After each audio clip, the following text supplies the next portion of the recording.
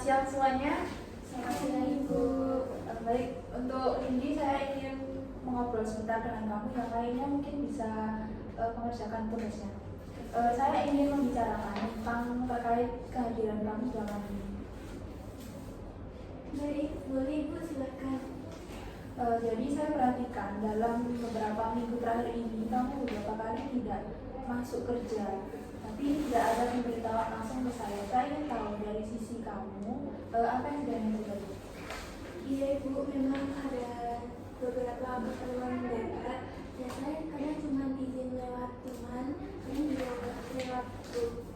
Saya paham, mungkin kamu juga berpikir yang penting sudah ada informasi ya. Iya Ibu, saya mengakui saya salah, mungkin cara saya kurang tepat.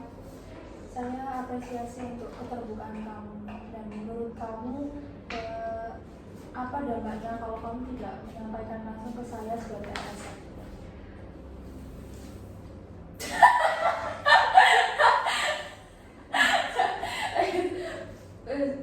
Saya apresiasi, oke. Saya apresiasi kamu untuk keterbukaannya. Nah, menurut kamu apa dampaknya kalau kamu tidak menyampaikan langsung kepada saya sebagai atasan? Bisa membuat komunikasi terhambat Ibu, kemudian juga bisa membuat pekerjaan menjadi terhambat. Tepat sekali. Kalau kita bicarakan untuk solusinya, kira-kira langkah apa yang sekiranya realistis yang bisa kamu lakukan sekarang? Saya akan ingin langsung melalui Ibu dengan melalui chat maupun telepon, tidak lewat teman atau grup WA lagi. Oke, jadi mulai hari ini kamu berkomitmen untuk izin langsung ke saya ya. Dan kalau memang kondisinya sangat mendesak, kamu bisa mengirim pesan singkat saja. Nanti bisa dijelaskan lebih lanjut kalau sudah mereda. Siap Ibu, bisa saya pahami, akan saya jalankan sesuai perintah Ibu. Terima kasih Bibi, saya percaya kamu bisa memegang komitmen ini. Kalau butuh bantuan, jangan ragu untuk menghubungi saya ya. Terima kasih Ibu.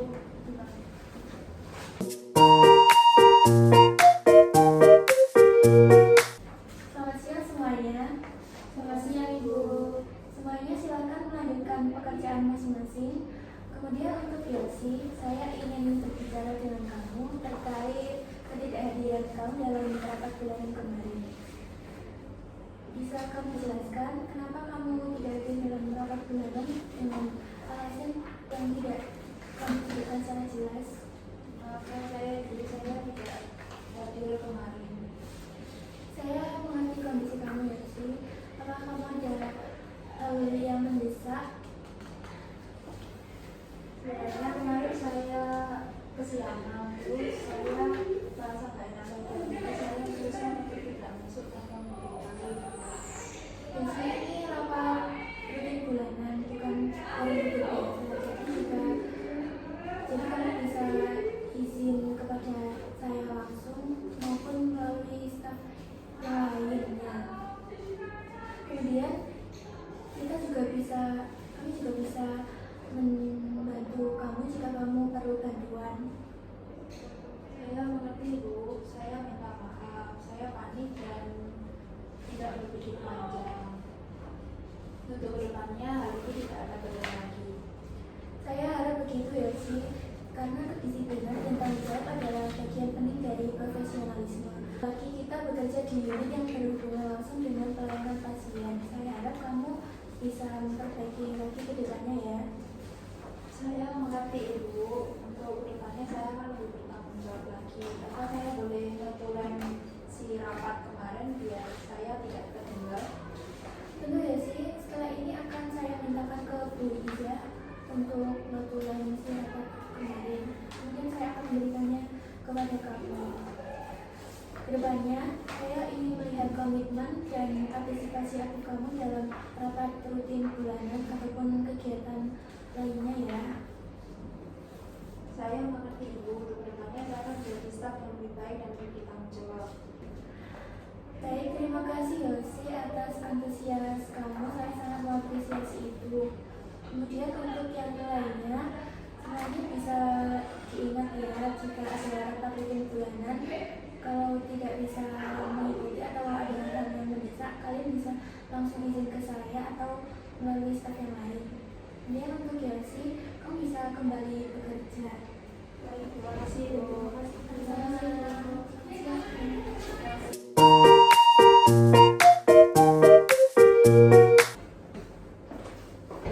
Silakan Bu.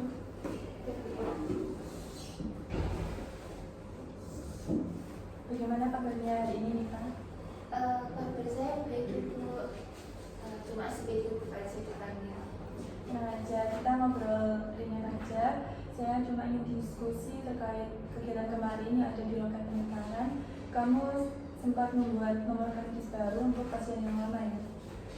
Iya benar Bu. Saya benar-benar nggak tahu pasiennya sudah pernah berobat ke sini atau belum. Tapi itu juga kesalahan saya sih Bu. Saya lupa bertanya ke pasien. Ya, saya ngerti bahwa memang kadang jika antrian panjang kita sering kejar-kejar waktu. Tapi untuk menanyakan status pasien itu sangat penting karena berdampak pada data dan juga layanan berikutnya. Iya Bu, saya sangat menyesal. Kedepannya saya berjanji akan lebih teliti lagi. Ya, itu bagus. Saya ada sedikit solusi. Mungkin kamu bisa membuat catatan kecil atau tempel pengingat. Seperti misalnya kamu bisa membuat di kertas kecil tulisannya nanti tanya dulu pasien lama atau pasien baru. Mungkin itu bisa membuat kamu membantu kamu untuk mengingat untuk bertanya apakah pasien itu lama atau baru. Baik Ibu, terima kasih banyak untuk idenya. Setelah ini saya langsung melaksanakan.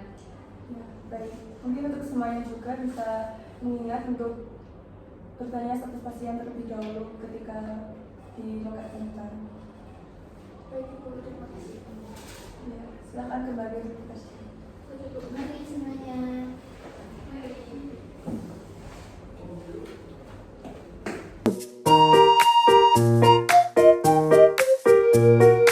Selamat pagi semuanya. Selamat pagi, Bu.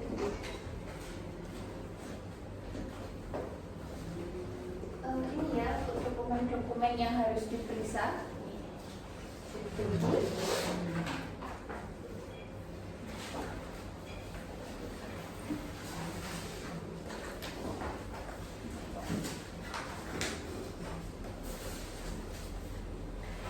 Mbak Tania bisa minta waktunya sebentar? Saya mau bincang-bincang ini Mbak masalah kedisiplinan di tempat kerja. Saya sama rekan-rekan yang lain tuh melihat Mbak Tania sering banget menggunakan ponsel di tempat kerja. Kalau boleh tahu ada urusan penting apa ya Mbak? Ya, sebelumnya mohon maaf atas perilaku saya. Saya sebenarnya lagi mengurus ibu saya yang sedang sakit. Jadi ibu saya kalau ada ganggu itu selalu telepon. Jadi saya merasa harus standby buka ponsel.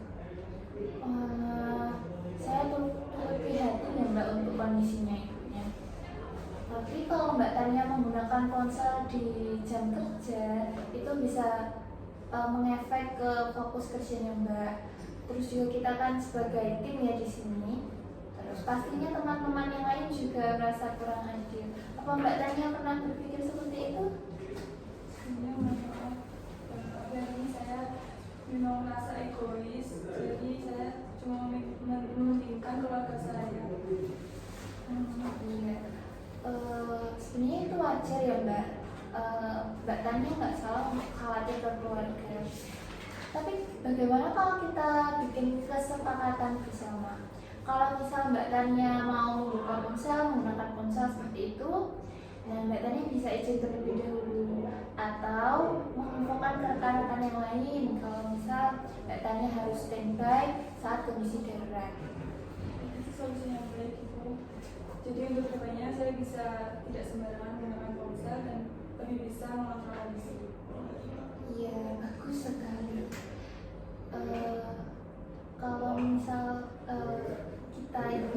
kita ini harus tetap profesional Mbak, walaupun di saat-saat seperti itu kita juga harus bisa manusiawi juga. Nah, kalau misal Mbak Tania ada kondisi darurat seperti itu bisa meminta izin sebentar. mengajukan izin. Nah, asal komunikasinya jelas berarti saya dukung. Ya, terima kasih ya Mbak Tania sudah mau bercerita ke saya. Saya yakin kok Mbak Tania bisa menjaga kepercayaan saya. Terima kasih Mbak Isma. Iya, nggak apa-apa, ayo dilanjutkan gitu